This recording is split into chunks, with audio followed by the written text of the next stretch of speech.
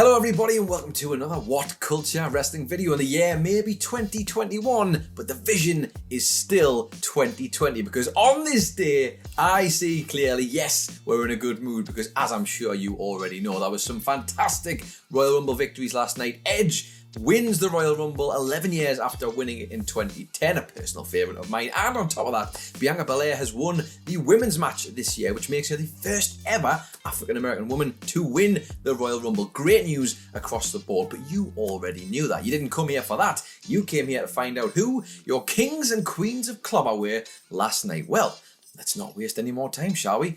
Let's find out.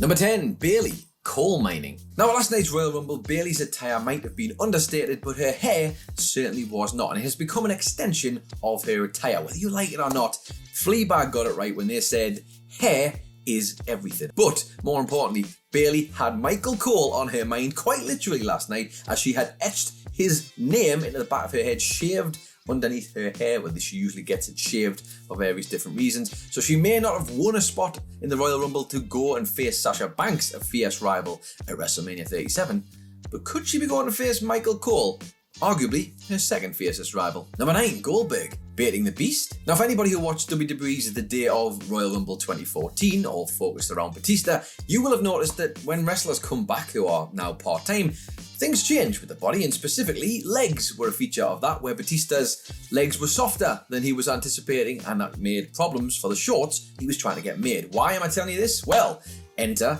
Bill Goldberg. You see now on the surface, Goldberg turning up in shorts last night to face Drew McIntyre, very uncharacteristic for the trunks-laden bad man.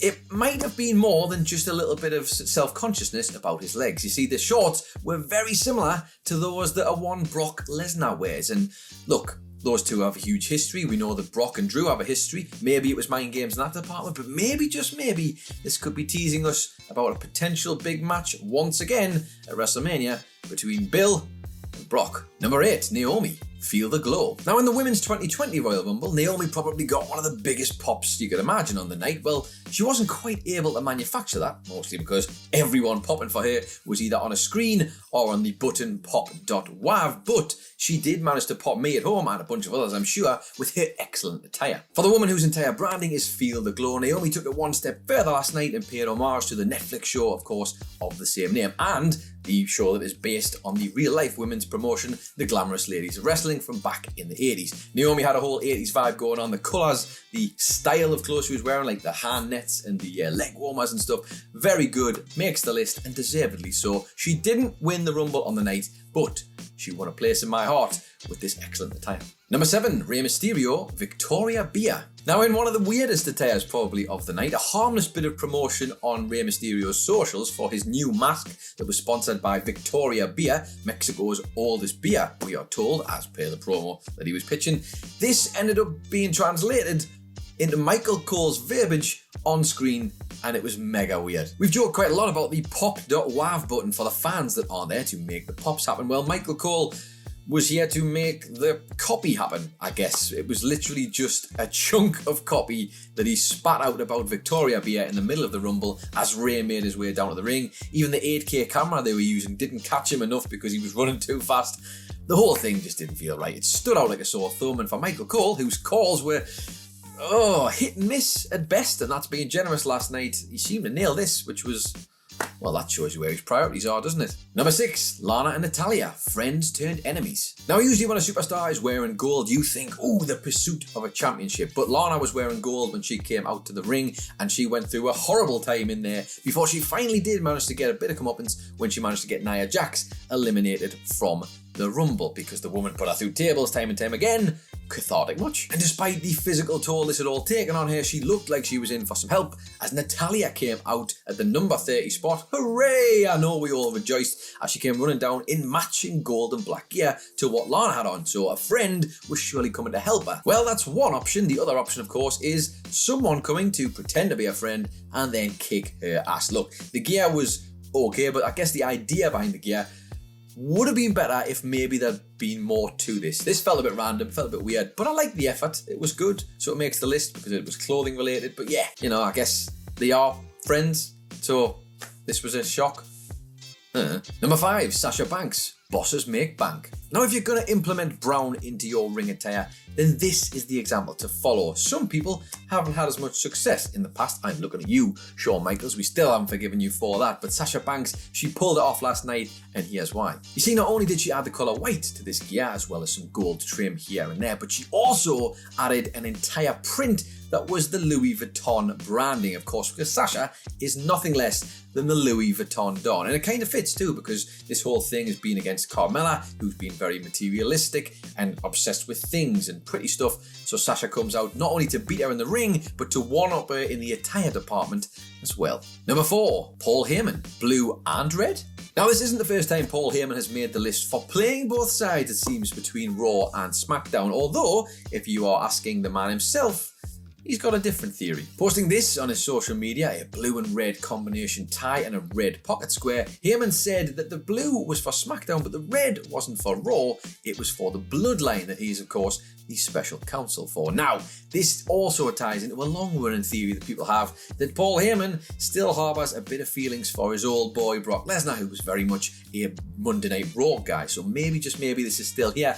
But we'll take Paul at his word, because when has he never told us the truth? But for now, keep an eye on this one. Number 3, Bianca Belair, the hero this Royal Rumble needed. She makes number 3 on this list, and she came in at number 3 last night in the Royal Rumble. Bianca Belair almost made it an entire hour in the Women's Royal Rumble to win the whole damn thing, calling her shot, saying that she would do just that, and she has done just that. And now she will be going to put the EST WrestleMania. Sporting gear that matched the comic book aesthetic of the Royal Rumble last night. I think we can all agree Bianca Belair put in a heroic performance, won the whole damn thing. She's going to WrestleMania, and she said in her chronicle that it was important for her to be a role model to the black community, specifically the young boys and girls who are looking up to her as someone who looks like them, who can give them the kind of hope that they can do whatever it is they want to do. Well, looking at this, I think she's done just that. An incredible performance on the night. Bianca Belair is going to WrestleMania, and that gear that she made herself, by the way, undoubtedly, not too shabby either. Number 2, Liv Morgan, Christina Aguilera.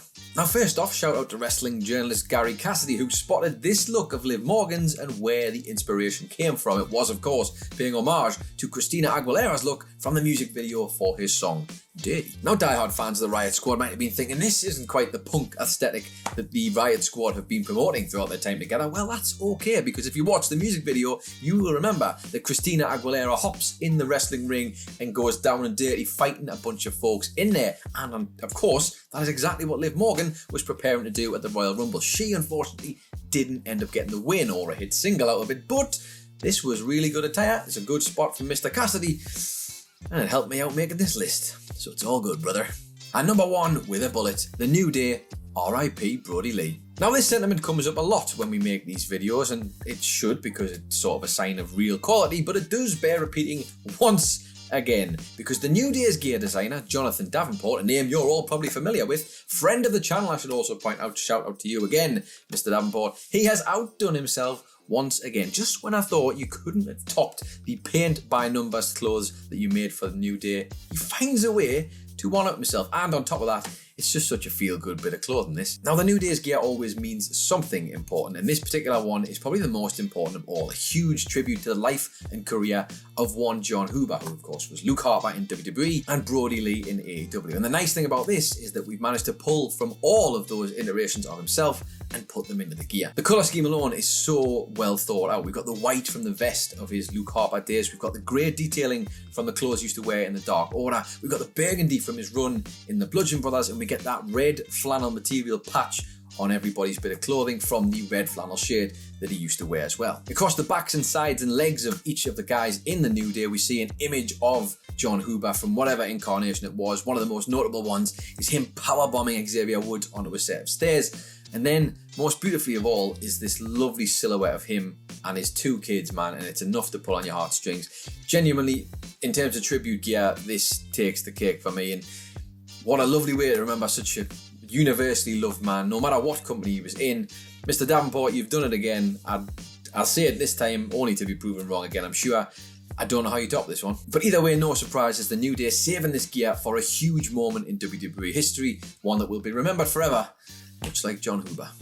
So there you have it then. Those are all of the hidden meanings behind WWE Royal Rumble 2021 attires that we felt like you needed to know. Obviously there were so many more, but those were the 10 that we went for. If there's some you felt like deserved a mention, or some that maybe we've missed, or some that you just thought were the best, put them in the comments down below. We'd be looking forward to reading them. Don't forget to like and share. Hit the old subscribe button if you haven't already. It's free, by the way. You can find the original article for this piece at whatculture.com/WWE. That's by Michael Hamflet. Give that a read. You can also follow WhatCulture on Twitter at WhatCultureWWE. Follow me on Twitter if that's your thing at It's Adam Nicholas. Or if you just want some more videos, maybe some Royal Rumble ones, there should be some just over here. I've been Adam Nicholas. This has been WhatCulture Wrestling, and I'll see you next time.